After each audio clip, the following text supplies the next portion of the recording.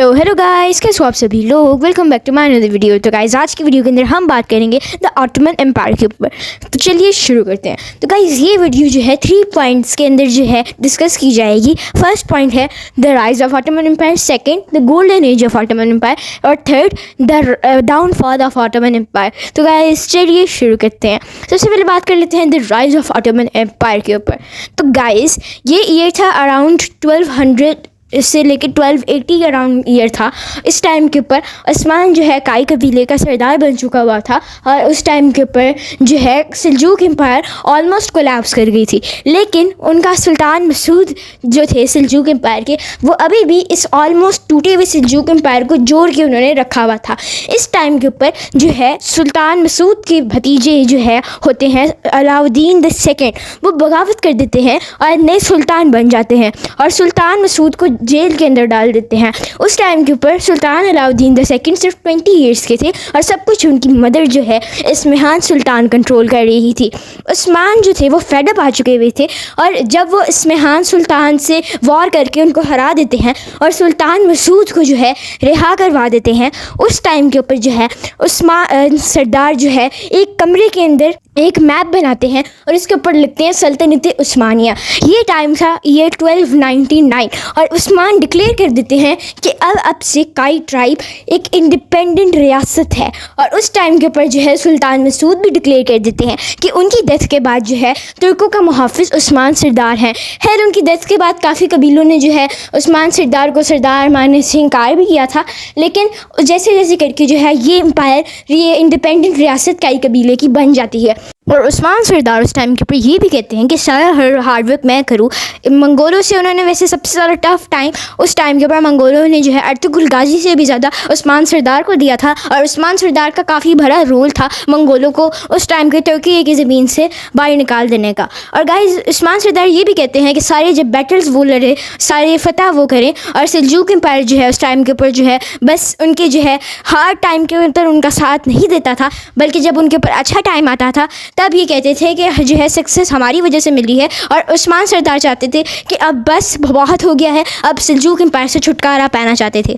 उसके बाद जो है इस एम्पायर को जो है सरदार उस्मान अर्तुगरुल के 4800 स्क्वायर किलोमीटर को 16,000 स्क्वायर किलोमीटर पर ले जाते हैं। उसके बाद उनकी डेथ के बाद जो है सरदार औरहान जो है, जो कि इस एम्पायर के दूसरे सुल्तान थे, वो जो है इस एम्पायर को 16,000 स्क्वायर किलोमीटर्स को ऑलमोस्ट 1 लाख स्क्वायर किलोमीटर्स पे ले जाते हैं और इस एम्पायर की एक फाउंडेशन खड़ी कर देते हैं। ऐसे हर फाउंडेशन तो उस्मान सरदार ने खड़ी की थी, लेकिन उसके बाद भी जो है औरहान जो है इस एम्पायर का साइज़ काफ़ी बढ़ाते हैं और इसे इम्पीरियल वाइज ले जाते हैं।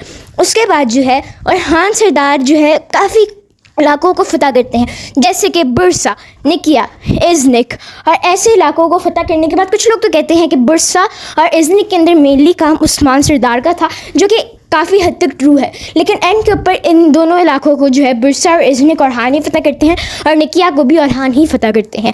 इस टाइम के ऊपर एम्पायर काफ़ी बड़ा हो चुका हुआ था। उसके बाद अब बात कर लेते हैं कि औरहान के बेटे मुराद वन के ऊपर, जो कि एक एक्स्ट्रा ऑर्डिनरी सक्सेसफुल सुल्तान थे। वो जो है काफ़ी इलाकों को फतह करते हैं। कुछ लोग तो कहते हैं कि उनकी एक्सपेंशन अनातोलिया की तरफ थी, जो कि बिल्कुल भी सच नहीं है, बल्कि वो यूरोप की तरफ एक्सपैंड करते हैं। और उस टाइम के ऊपर भी अनातोलिया और कुस्तुनतुनिया जो थी वो उन बाइजेंटाइन एम्पायर के कंट्रोल में थी। और उसके बाद जो है कुस्तुनतुनिया को फतह करते हैं मुराद वन के ग्रैंडसन महमद द सेकंड, जिसको जाना जाता है महमद फ़तेह के नाम से, वो कुस्तुनतुनिया को फतह करते हैं। लेकिन चलिए गाइस अब हम आपको बताते हैं कि महमद टू की जो है ग्रैंडफादर महमद के वन के बारे में, और उनका रोल इस एम्पायर के अंदर काफ़ी इंपॉर्टेंट था। उनके फादर थे बायज़िद द फर्स्ट और उनकी डेथ के बाद जो है ये एम्पायर ऑलमोस्ट ऑटोमन एम्पायर उस टाइम के ऊपर टूटने लगा था और जो है महमद द फर्स्ट के भाई बगावत कर देते हैं। लेकिन जैसे जैसे करके महमद द फर्स्ट जो है वो जो है अपने भाइयों को डिफीट करते हैं और इस एम्पायर को, इस टूटे हुए फ्रैक्चर्ड एम्पायर को फिर से जोड़ देते हैं। इसलिए उनको तो जाना जाता है Mehmed the first the restorer के नाम से। और गाइज उनके ग्रैंडसन जो है महमद द सेकेंड महमद फ़तेह, वो जो है कुस्तुनतुनिया को फतह करते हैं और उस टाइम के ऊपर ये एम्पायर काफ़ी बड़ा बड़ा हो चुका हुआ था और अनातोलिया की तरफ भी ये एम्पायर काफ़ी तेज़ी से एक्सपैंड कर रहा था। और महमद द सेकंड के ग्रैंडसन थे सुलेमान द मैग्निफिशेंट, जो कि इस एम्पायर को जो है इस एक बहुत ही बड़े ह्यूज साइज़ के ऊपर ले जाते हैं। और नियरली 7 मिलियन स्क्वायर किलोमीटर्स उस टाइम के ऊपर जो है ऑटोमन एम्पायर के पास थे। ये थी the golden age of Ottoman empire.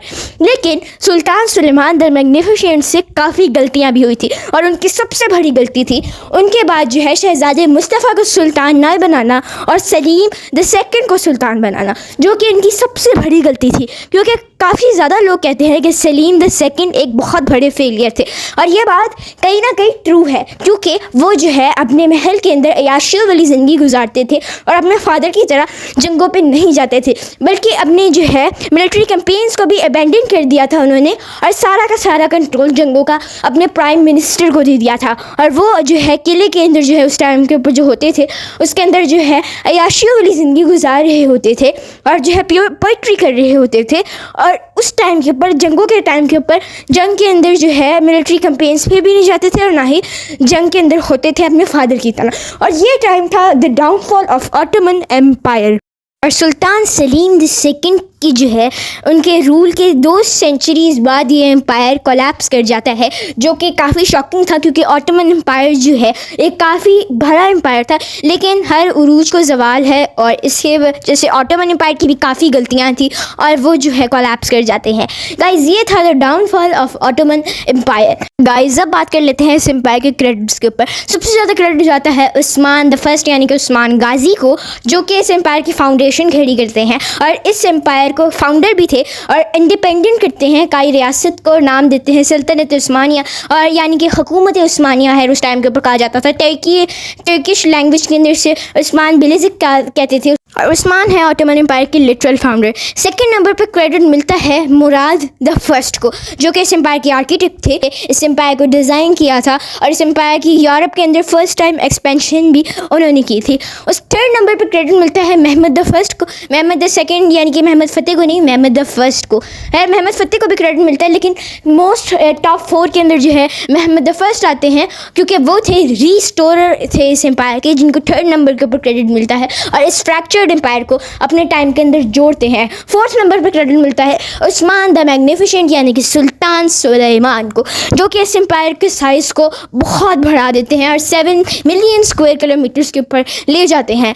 और गाइज ये थे इस एम्पायर के टॉप 4 क्रेडिट्स। और गाइज ये थी मेरी वीडियो। अगर आपको मेरी वीडियो अच्छी लगी है तो मेरी वीडियो को लाइक करें, मेरे चैनल को सब्सक्राइब करें। और अगर आप चाहते हैं कि मैं जो है अब्बासी एम्पायर जो है अब्बासी कैलिफेट और सिल्जूक एम्पायर के ऊपर भी वीडियोस बनाऊं तो गाइज मुझे कमेंट के अंदर बता दें। मेरी वीडियो को लाइक करें, चैनल को सब्सक्राइब करें। मिलते हैं आपसे नेक्स्ट वीडियो में, तब तक के लिए गुड बाय।